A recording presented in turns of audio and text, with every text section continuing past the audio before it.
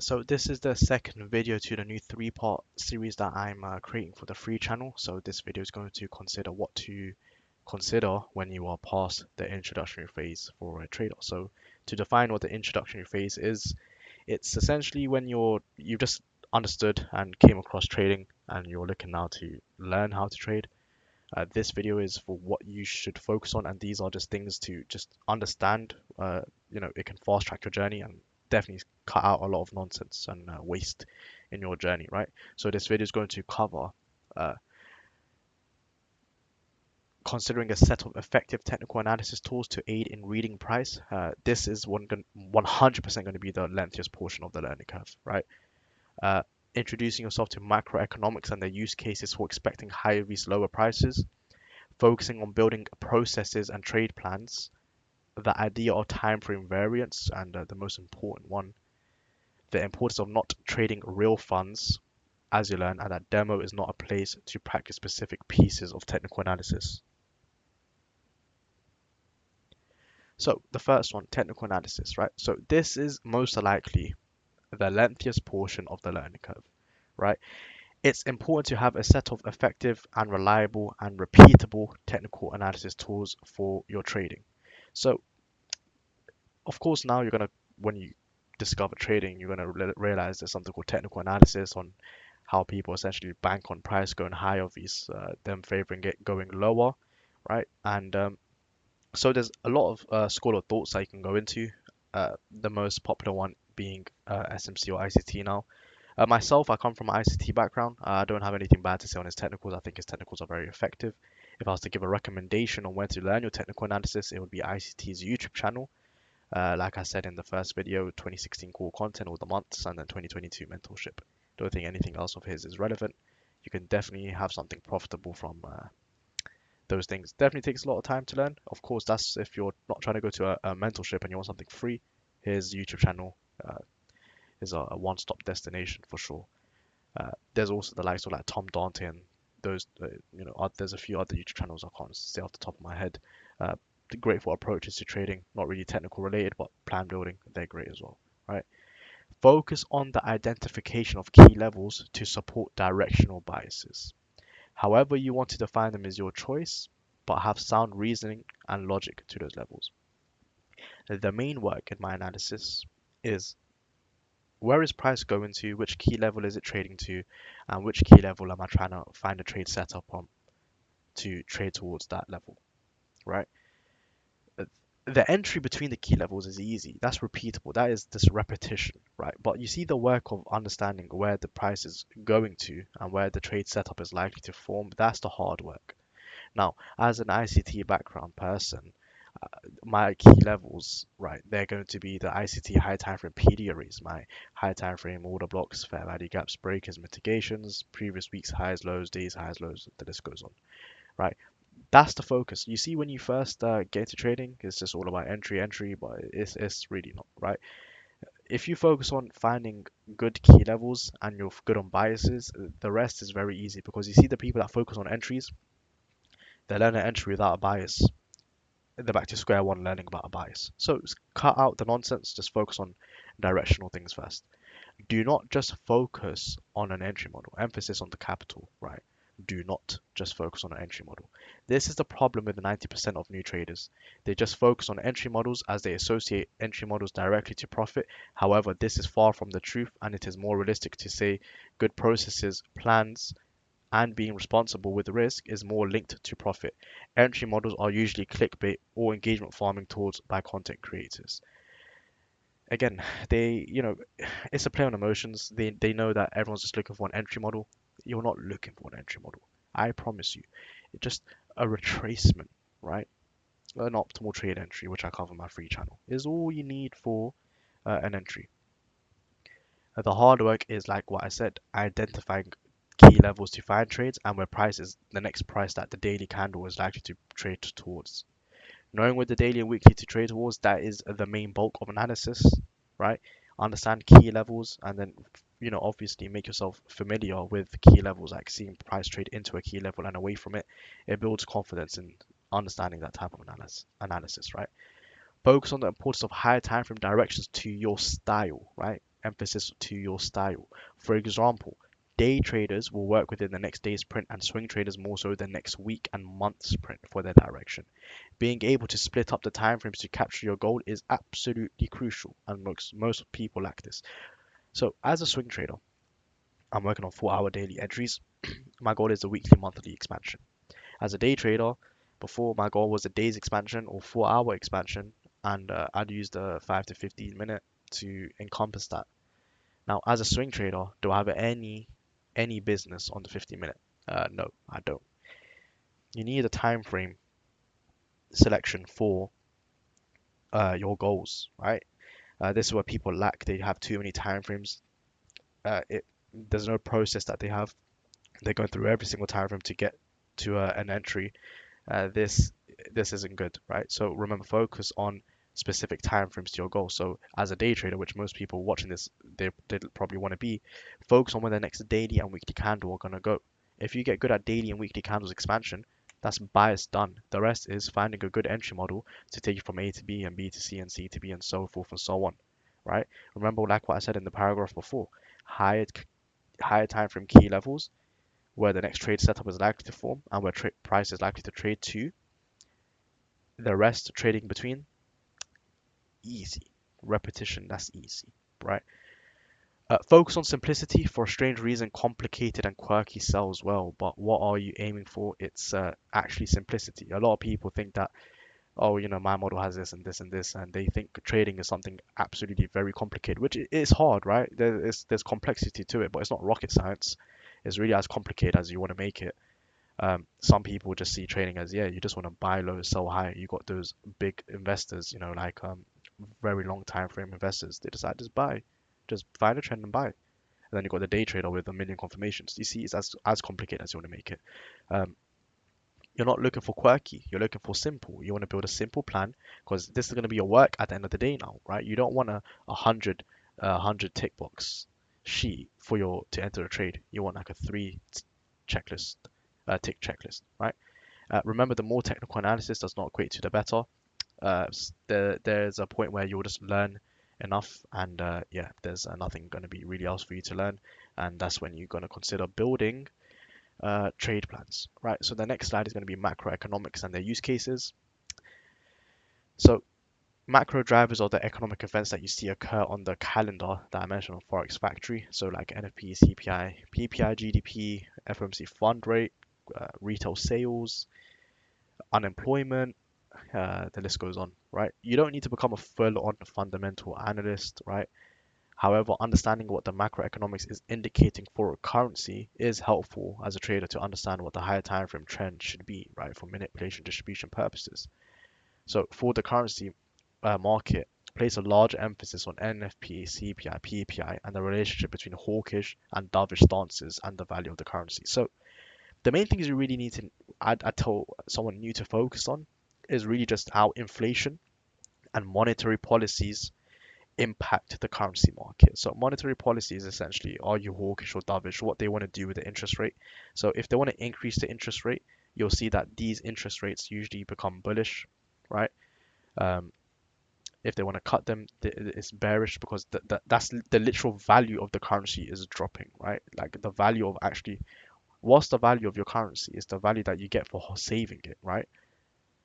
So if they're decreasing the interest rates, you're getting less for saving it. It's going to be worth less. That's you know a lower valued currency. You should see bearishness overall for it. Be aware of monetary policy such as quantitative easing and quantitative tapering and how these offset long-term trends in price. So if you go to 2022 after COVID, uh, it's a little case study you guys can do. Look at what the Federal Reserve for the U.S. economy wanted to do with the USD, and then look at the DXY chart. You see it's going down because they're doing quantitative easing, right? They're printing money, lowering interest rates, printing money, lowering interest rates, and lowering interest rates, like I said, lowers the value of the currency. And how this helps is this: you can see long-term trends coming, right? You can see long-term trends coming. For swing traders, this is what you care about. Position traders, this is your bread and butter.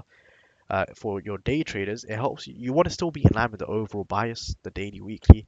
If you're unaware that your currency is actually bearish overall, you'd want to really align yourself with the bearish expansions. You'll get the most risk to reward probably off of your day trades.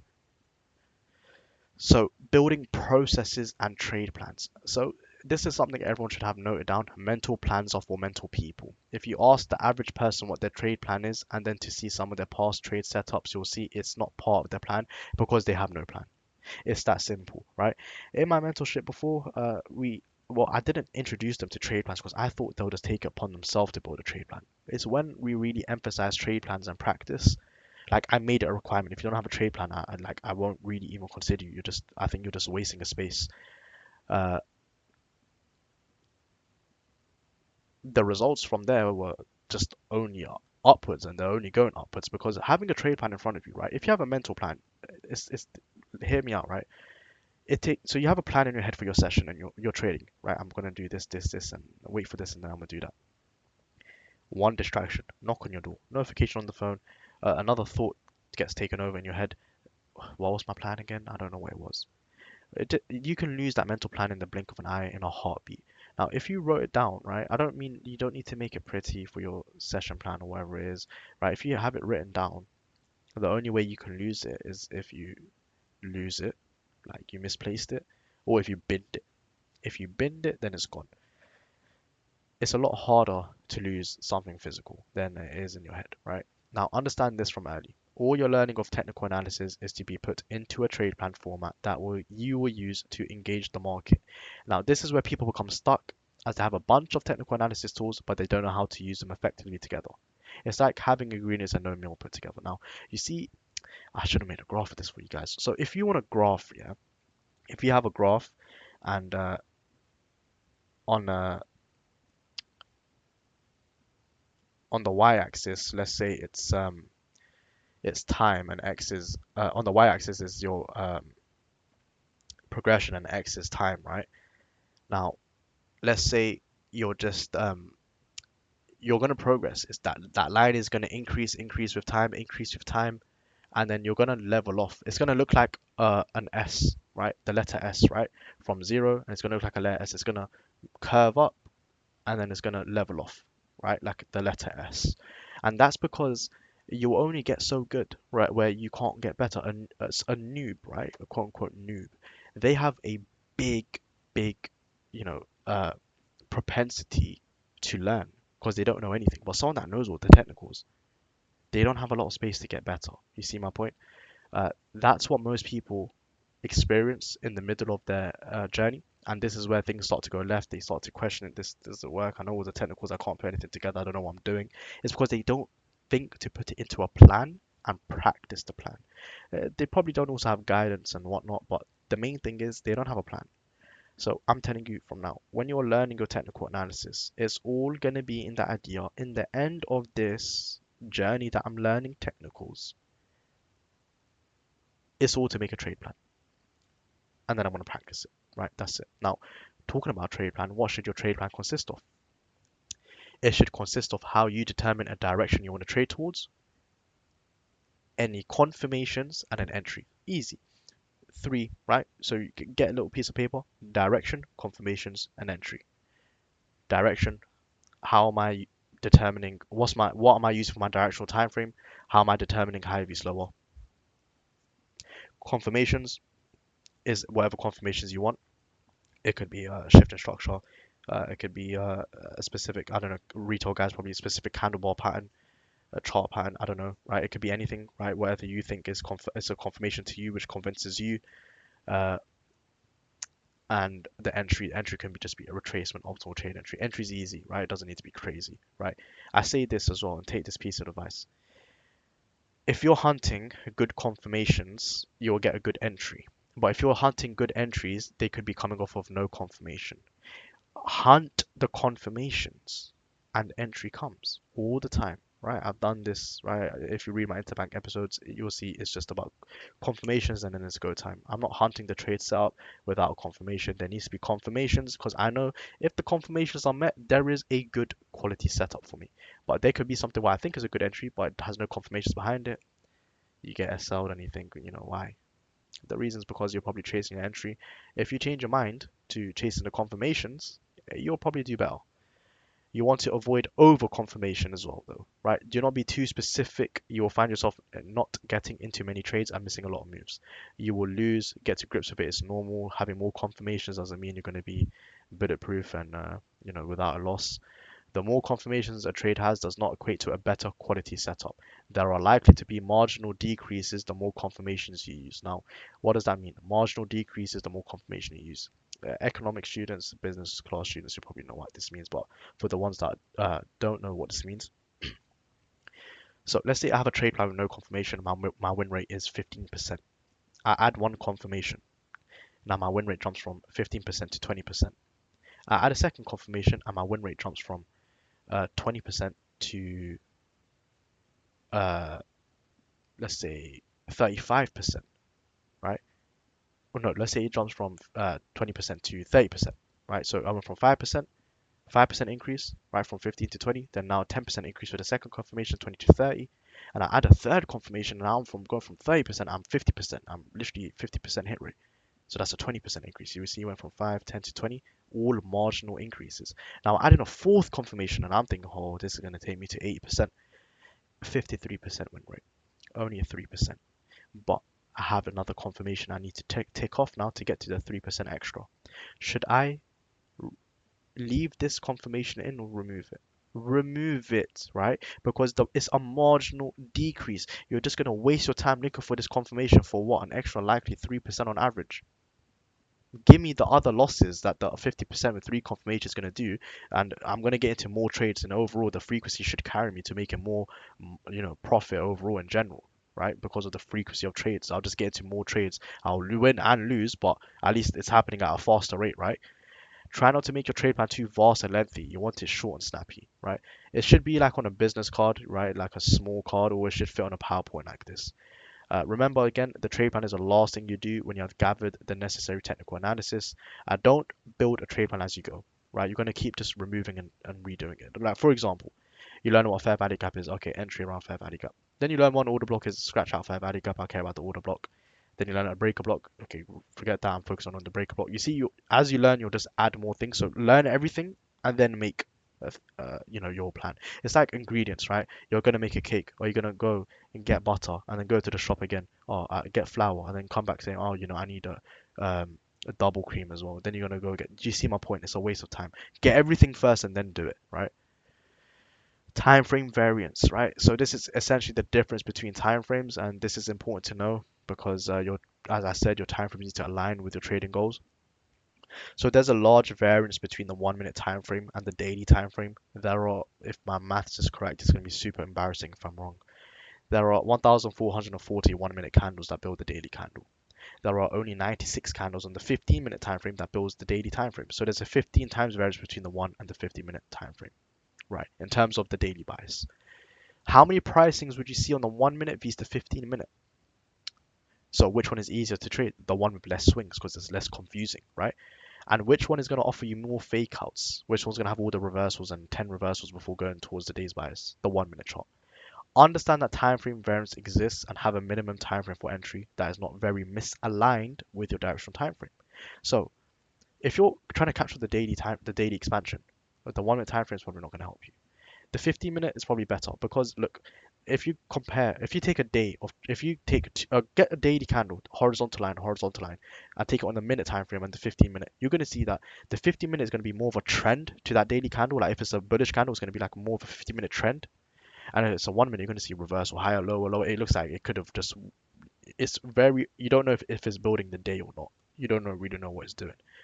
You'll have less headache trading that 15-minute time frame with the bias, right? So remember, it's like what I said, as a swing trader, do I have any business on the 15-minute? 15-minute building the weekly, monthly expansion. Well, what's that about, right? Have a minimum time frame that's going to be aligned to your daily bias because this is what happens. People like, oh, like I get when I go on the low time, right, I get lost because you're on a low time frame that is so misaligned. The variance between your time frame and your daily bias is so crazy. Of course, you're going to get lost. 15-minute. Stay on that. You'll have better success. Because I'm telling you this now because when you're going through it as an intermediate trader, as you're learning, you're going to come across a lot of 1 minute stuff. Whatever they're saying on the 1 minute and whatnot, just bump it up to the 15-minute. It's all fractal, right? The same patterns, quote unquote, you'll see on the 1 minute will happen on the 15 minute. Just whatever it is on the 1 minute, bump it to the 15. Don't fall victim to the super low time frames you see online. Remember, social media is not real life, and a lot of it is cherry picked. Like I know a lot of it's cherry picked. A lot of um, things you see on the 1 minute, whatnot, it's just cherry picked. It's you can record your screen. Oh, I lost it. Cut the recording. This one won. Post this one. They never see the losing one. You see my point? Don't believe everything you see on social media. You need to find your own comfort. Maybe it's not even the 15 minute, maybe it's a 30-minute time frame you like to use, right? 30 minutes is going to be even, it's going to be half of the variance of the 15 minute to the daily bias. So that's something to consider. I say all the time, right? If your daily bias is good and you can't find entries on a 5 minute, you want to lower the time frame variance, because if you're just trading the 1 hour with the daily bias and you're day trading the 1 hour, you just need to wait for a down candle, an up candle that's bigger than the down candle, and you can just enter like a retail engulfing pattern, if you want to call it like that, but with some context of a expected bullish day. Uh, the more variance, the more confirmations you're going to need, right? So, for example, why do we have confirmations in price? To know that we're on side with the bias. The 30 minute is going to be way more on side with the bias. You don't need as many confirmations, maybe two, right? Maybe just a displacement, even with the 1 minute, or I don't know how many confirmations these guys use, maybe five, like a market structure shift displacement, um, second leg, because the first leg is not going to be too convincing on the 1 minute. Maybe even a fair value gap cut through. I don't even know what else you guys will add. Maybe an indicator if you're at it, but you'll have way more confirmations than tick boxes on the 1 minute, right? The most important one, the importance of avoiding real funds and demo whilst learning. When people learn new technicals, they think that they have to forward test it to see if it really works. I've seen this so many times, right? When you learn a technical like a fair value gap, you don't need to fund an account to trade a fair value gap to know if it works. I teach people how to trade, and they come to me saying, I took this on my demo today to see the fair value gap, it didn't work. Why do you have to do it on a demo, bro? Right. Look, demo is for systems. It's not to learn technicals. You can go to the price yesterday and see if there's a fair value gap. The price trade into it and away from it. Oh yeah, okay, I understand. These are reversal areas. You don't need to go onto demo or live to see how a fair value gap works, right? Instead, the focus should be on using old price moves, like I just said, to see how the technical worked. You can use price that has already happened to train your eyes for things like fair value gaps, runs on the previous day's highs and lows, etc. Right? You don't need to fund the demo to do it. Right? This is where people go wrong. Demo and live trading is to practice trade plans and systems, not singular pieces of technical analysis that you have just learned. It comes at the end of the learning curve, not during it. This will save you a lot of stress and money. Look, I know this PowerPoint is going to make it look like it's quick, the learning curve. No, look, this PowerPoint is condensing like a year's worth of journey. The learning curve itself is probably, look, kiss 6 months goodbye. 6 months kiss goodbye. Now, demo testing and whatnot, it depends. It varies. There's other systems like FX Replay and whatnot. You don't even need to demo. It can be done faster, right? But 6 months to the learning curve, kiss it goodbye straight away. Then the practicing and refinements can even be another 2-3 months, and then you can consider if you're thinking. And that's considering someone they can study day to night. They have hours on hours on hours, and they can do that day to night, right? Given they got something structured and whatnot, right? They're literally in the perfect environment to learn. They can do that in under a year probably. The intense learning and intense FX replay, they can do that very quick. Of course, if you have more commitments in your life, it gets longer, right? I always say try to back test inside of a bias, right? So when looking for bearish fair value gaps, look for them inside of bearish days. You'll see how price moves into and away from them. People back test without direction and come across bearish fair value gap inside of a bullish day, and they're left confused to why all the bearish fair value gap have been traded through, right? So this is why bias matters, because on a bullish day, you don't expect the bearish levels to hold. They should get traded through, and bullish levels should hold. Hence the bullish day. So just for your own confidence, don't when you backtest with a cherry picked bias.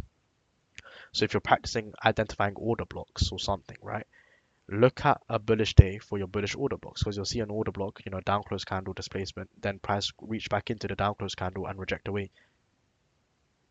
Then do the same for your bearish days. Bearish day, up close candle, bearish displacement, reaching back to the up close candle.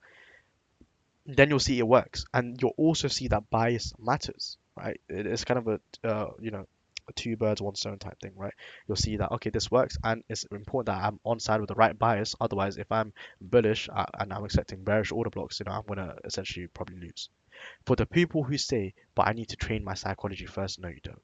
Look here, no, you don't. Just you don't. You need to train that after you have tested a trade plan inside some sort of simulation.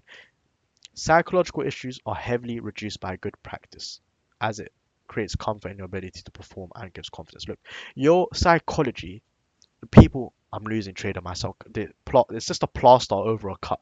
Psychology. Have you never thought that you're just poor at technical analysis and you're poor at trading and you have no trade plan? Have you ever thought about that? There's a lot of people come at my psychology. Okay, show me your trade plan. Bro, I don't have. Okay, cool. So you're not. You don't have a psychological problem. You just you have a problem, but it's not psychological, right?